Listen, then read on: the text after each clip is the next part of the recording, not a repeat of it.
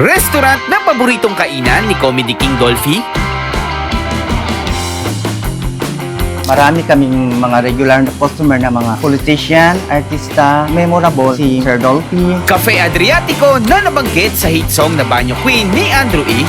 Sa Cafe Adriatico ako ay inaya. Dito nag-start yung song niya na yun. Ito talaga yung nire-reference niya during that time. Isang kilalang parisan sa Malate na madalas puntahan pagkatapos ng inuman. Patuloy pa rin po yung dagsa rin po ng mga customer. Siguro din po yung pakikisama natin at saka yung unang-una yung timplada po.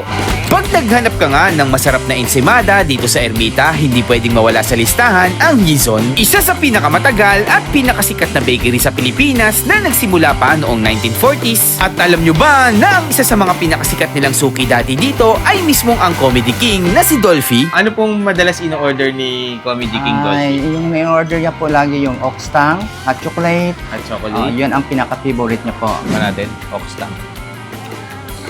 Queso de bola dito sa Hizon. At dumako naman tayo sa isa sa pinakasikat na kanto dito sa Malate na kung saan ay itinayo noong 1979 ang isa sa pinaka-iconic na resto na Cafe Adriatico at ang ilan nga sa kanilang mga bestseller ay itong kanilang adobo at pansit palabok. Pagka pumunta ka sa Taste Atlas and you search for adobo, ang number one na best adobo na lalabas nun is Cafe Adriatico. Wow. It's called Lola Ising's Adobo Rice. Crispy on the outside, very tender on the inside. Apa. And it's a dry adobo. So dry yung adobo nila dito. Palabok sa Cafe Adriatico. At dito pa rin sa Malate, isang parisan na itinayo noong 1999 na nagsimula lamang sa 2,000 pisong puhunan, naging viral at sikat dahil sa kanilang pares usok na kung saan niluluto ang sabaw at karne sa kahoy na panggatong hanggang sa maglasa ang kakaibang pares na may smoky flavor. James Pares. Tama ba yun, Jay? Kaya tinawag na Pares usok ko. Kasi pagkain mo ng Pares, paglabas ko, Amoy usok. amoy usok kayo. Kaya samahan nyo ko sa isa na namang kung saan nga may masarap ay dapat pinupuntahan.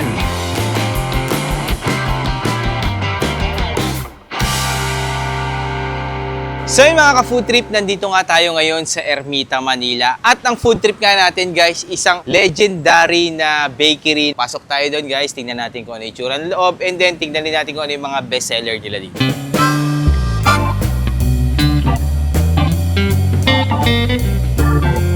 So yun mga ka-food trip, nandito lang nga tayo sa Hizon. Sir, good morning po. Ano Good pong name natin? morning, my name is Victor Deliera. Sir, konting history lang. Ano po ba ang history ng Hizon? Nagsimula sila sa Quiapo, that was 1946. Mga product nila ang mga ensaymada, queso de bola, cheddar. Yan ang pinaka-bestseller namin. And then after that, ay yung mocha cake, yan ang bestseller na cake namin ng Hizon. Sir, tanong ko lang nagsimula ang Hizon as maliit na bakery lang sa Quiapo? Opo. And then lumipat sila dito sa sa Bocobo, that was 1963. Opo. And then nagsimula sila ulit. Kumbaga, naging ano na siya, sir, naging restaurant. Oo. Sa Hizon, marami kaming mga regular na customer na mga politician, artista, may mga basketball player. Mga Yeah. VIP Mga talaga, sir, VIP, yung kumakain opo, dito. opo. Sino pinaka-memorable na talagang kumakain dito sa'yo? Para sa'yo? Yung memorable, yung si Mr. Dolphy. Naabutan mo pa talaga siya, sir, na kumakain dito? Dito siya dati lagi siya dito nung malakas pa siya. Opo. Ano pong madalas in-order ni Comedy King Dolphy? Yung may order niya po lagi yung oxtang at chocolate. At chocolate? Yun ang pinaka-favorite niya po. Tapos balita ko, sir, ito nga po ba yung favorite spot ni Dolphy? Yeah, Itong diyan buwan siya na lagi to? nakaupo. So pagpasok niya dito, sir, papasok siya, uupo na siya dito. Opo. Tapos lalapitan mo na. Opo. Tapos parang kita niya kasing buong ano, no? Opo. Yun. Bukod kay Dolphy, sir, sino pa yung mga tumatak sa inyo na kumakain talaga dito? Ayun, si Isko Moreno, kumakain din dito. Si Mayor. Si Mrs. Binay. Opo. Sa tingin niyo, sir, bakit binabalik-balikan or pinupuntahan to ng mga sikat na personalidad? Kasi yung nila, yung mga product nila napakasarap. Opo. And then pangalawa, yung may-ari ng Hizon napakabait. Napakabait po talaga. Yes po. Ano pong name, sir, nung Si, mayari? ang founder nila, tinatawag nila si Manang. Apo. Tapos ang anak nila si Mamila. So sa mga anak na, Oo, sir, mga yung anak na po. nagpapatuloy Opo, ngayon. opo. Mga napakabait niya mga yan. Opo. So, sir, pwede ba i-serve niyo sa akin yung mga kinakain ni Dolphy? Opo. Sige, oxtang, tsaka Mga chocolate cake. chocolate cake. Oo. Tapos, sir, tanong ko lang bukod sa kinakain ni Dolphy, ano pa yung mga bestseller niyo dito, sir? Pinaka-bestseller din namin dito yung sa pagkain, yung grilled pork chop, Apa. grilled salmon with lemon butter sauce, tanigi with lemon butter sauce, beef stew. Tapos, Ah, sir, sa tinapay. Siyempre, doon kayo nakilala sa bakery. Ano po ba yung pinaka-bestseller niyo sa bakery naman? yung sa bakery naman, yung pinaka-bestseller dyan, yung ensaymada. Ensaymada. Dalawang klaseng ensaymada namin, queso de bola at saka cheddar. Apa. And then, sa cake naman, yung bestseller namin, yung mocha cake. Sir, yung mga nirecommend nyo, yun po yung orderin Opo, namin. opo. Tapos, sir, tanong ko lang, saan ba matatagpuan tong Hizon na to at anong oras kayo nagbubukas? We're open every day, 8 to 5. Apa. And then, matatagpuan ito sa 1197 George Bocobo Street, Ermita, Manila. Ayun, sir. Siyempre, mga pupunta dito, sir, may mga sasakyan. Opo. Tanong ko lang, meron po bang parking area? Mayroon po kaming parking dito po. So yun guys, sa mga gustong pumunta dito, dito lang to sa Ermita, Manila. Ayan guys, kung gusto nyong matikman yung mga masasarap nilang pagkain, and then syempre, may mga picture dito makikita kayo, no, ng mga artista at iba't iba. Yan, punta na kayo dito sa Hizon. Sir, antayin ko na lang yung order. Opo. Dito ako upo, sir, sa Opo. inipuan Opo, ni Sir Dolphy. Okay. So yung mga food trip guys, nandito lang nga tayo ngayon sa Hizon guys. Isang legendary na bakery, no, na nagsimula ng 1940s. And then 1960s, naging restaurant na sila dito sa Ermita, Manila. So ang pinakatumatak nga dito guys sa Hizon na to is kinakainan siya ng mga sikat na mga personalidad. Hindi lang artista lods balita ko may mga politician din no. Kung may mga kumakain din politician, si Pinoy, si Noynoy Aquino kumakain din dito. And then syempre yung pinakatumatak dito is si Dolphy. Kaya pala tinanong ko kanina, sabi ko, bakit kumakain dito si Dolphy lagi? Yung pala, yung may-ari ng Hizon is family friend. So, parang ano na siya, naging feel at home na siya dito. So yung pwesto niya guys, eto ko, nasa harapan ko yan. Kung nasaan yung camera ngayon, yun yung paboritong place ni Dolphy, favorite spot niya. Kita niya yung buong no? Ang lagi niyang in-order dito, favorite pala natin ni Dolphy, no? Yung lengua. Ayan. Oxtang lengua, ang presyo nito is 800 peso. Tignan natin, oxtang.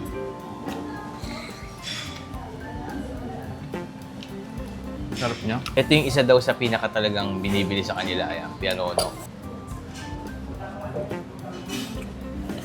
Lambot. Malambot. Hindi ka tamisan, no? Hanggang kami sa Ang sarap. ensaymada queso de bola na 200 pesos naman. Ito yung feeling ko na masarap isawsaw sa sa hot choco, no? Diyan sila nakilala, Lord. Dito talaga, no? No, sa ensaymada. ensaymada. Sa ano pa yan, Sa Saraon. Saraon pa. Dahil herbs, ang sarap. Tikman natin, mocha. 200 pesos pala guys yung ganitong size ng slice mocha. Ang sarap. Ano ka, mama?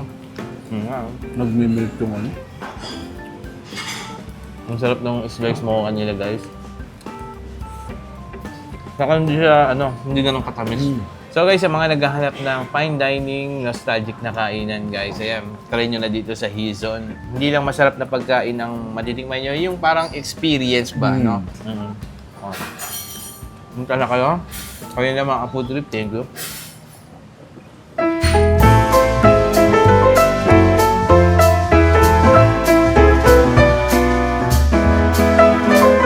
So yung mga ka-food trip, nandito nga tayo ngayon sa Cafe Adriatico. Ako'y niyang inaya. Inom daw kami at siya ang taya. Isa to sa pinakamatanda at pinaka-iconic na restaurant dito sa Manila. Napakatagal na rin ito. Balita ko yung adobo nila, isa sa pinakamasarap na adobo na matitikman mo. At saka yung kanilang palabok. Kaya lalakas ng hangin ngayon guys, may bagyo yata. So guys, pasok tayo Cafe Adriatico dito sa Malate, Manila.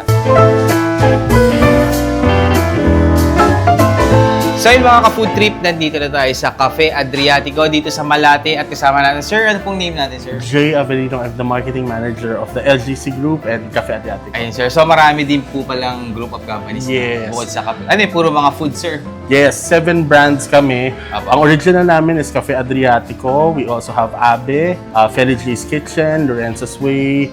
Dami pa. Yes, marami. 7 brands. Pero pinaka-mother, ano niya, sir? Ito. Ito pinaka- talaga yung nagsimula. Oo, yun, sir. Sir, tanong ko lang konting history lang, sir, ng Cafe Adriatico. Kailan ba nagsimula to? And then, ano ba yung mga food na sineserve natin dito?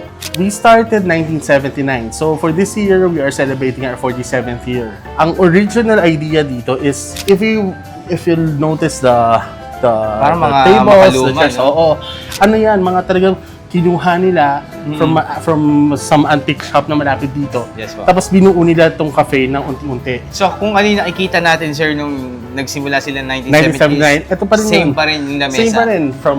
Lahat from the tables, Yun nga itong bar area, Yes, po. yung nasa baba na Pansin parang ko nga eagle. yung floor natin Even is the floor, kahoy yes. pa rin. No? So, ngayon, mga tiles na yung ginagamit. No?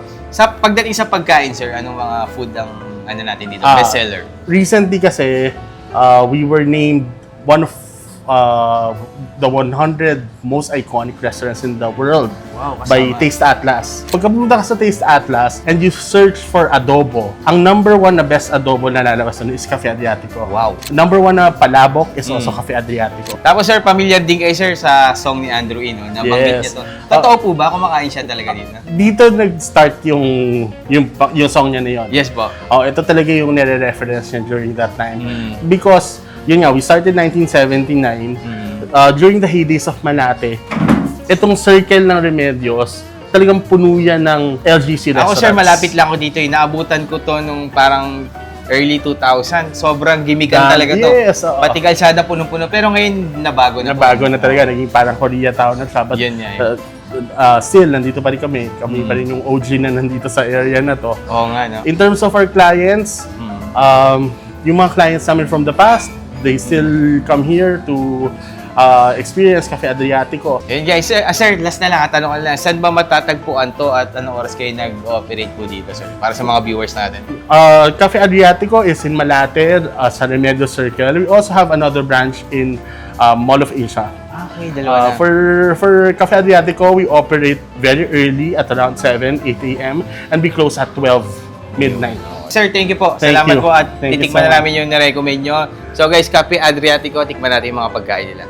At ito na nga, Lods, nandito na tayo. Finally, nakarating. Pero lagi naman natin nadadaanan tayo. No? So ito guys ay 635. Meron siyang tatlong malalaking meat na slice. Hindi siya slice eh. Parang slab na to. Ang laki. Tapos, meron siyang rice na parang fried rice. And then yung garlic niya, grabe, ang lalaki. Tapos may atsara and then may sauce ng ano. Kasi yung adobo nila is toyo. So parang pag gusto mo ng sauce, pwede rin. So meron din sila dito our famous palabok. Tawag nila dyan eh. Yan eh. 375 pesos naman. So Lods, anong una natin tingnan? Siyempre kape. Kape. Nandito rin Oo, tayo. kasi Cafe Adriatico. Okay Lods, tikman natin yan. So dry yung adobo nila dito.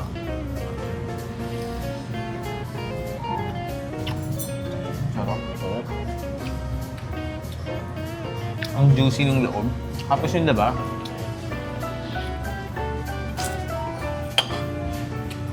Ang lambot din ng ano niya. Taba-taba. Ano lala. Kumbaga, ano siya? Yung lasa ng sabaw ng adobo. Nanuot na dito. Sa kanya. Nandito na yung lasa. Lola Ising adobo.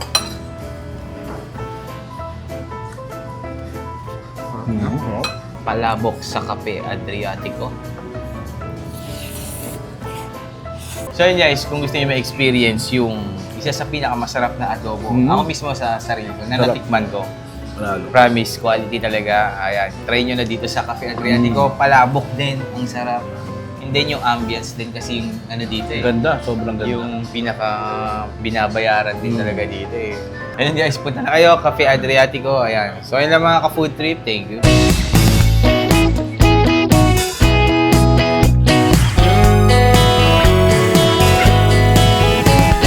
So yun mga ka-food trip, nandito tayo ngayon sa Jim's Pare sa Malate, Manila. Guys, nagbabalik tayo sa isa sa pinaka-sumikat at legendary na parisan dito sa Manila, guys. Ayan, nagbabalik din si Boss Tom, ayan, si Kuya Jims. nasa likod natin. Bihirang-bihira na yan pumunta dito.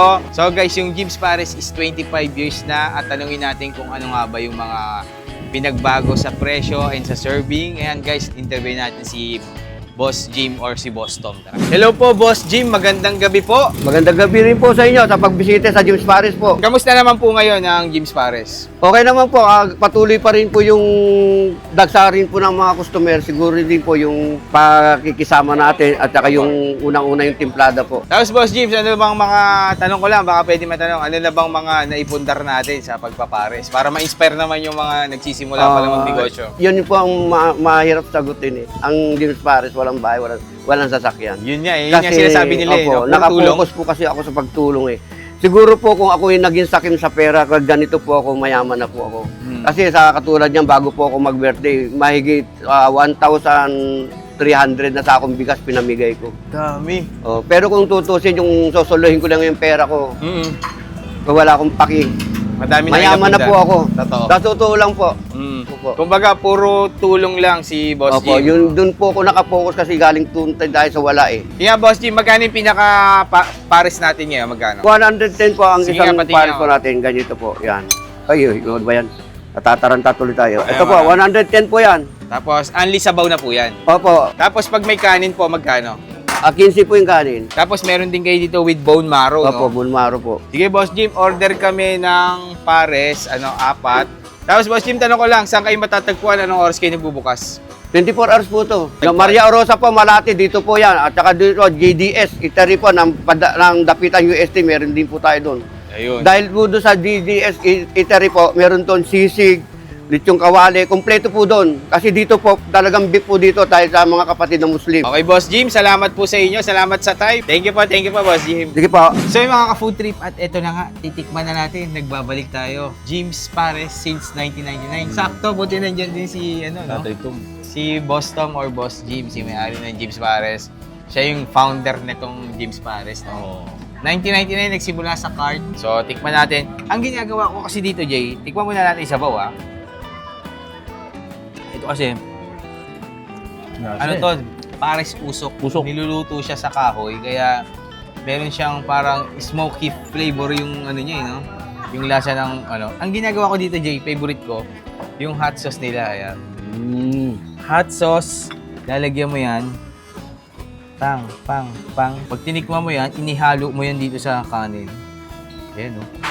Ayan, guys, lagyan natin ng sabaw, laman. Ayan, solid, oh. Top. Jim's Pares. Diba? Ano yung sabaw dito, diba? Pwede kang humingi ng sabaw sa kanila na nakalagay sa takore. Bagay na bagay ito sa yung mga laseng, no? Ayan, kadalasan. Kasi ano to eh, 24 oras to, wala tong sarahan. Sarap. Iba pa rin talaga ang no? Jim's Pares.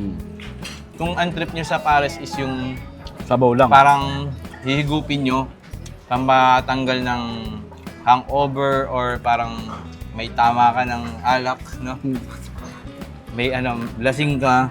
Ito yung mga Ito yung sarap higupin. Oo, sarap. Tag-ulan, yan. Kasi yung ibang Pares, di ba, malalapot konti sabaw. Ito talaga, Legit. Pares usok. Sarap. Tama ba yun, Jay? Kaya tinawag na Pares usok ko.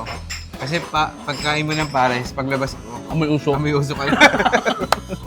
Kaya Kasi mo nga, nag-joke na, sino oo. nag-joke na? Tata. Tatay. Sarap.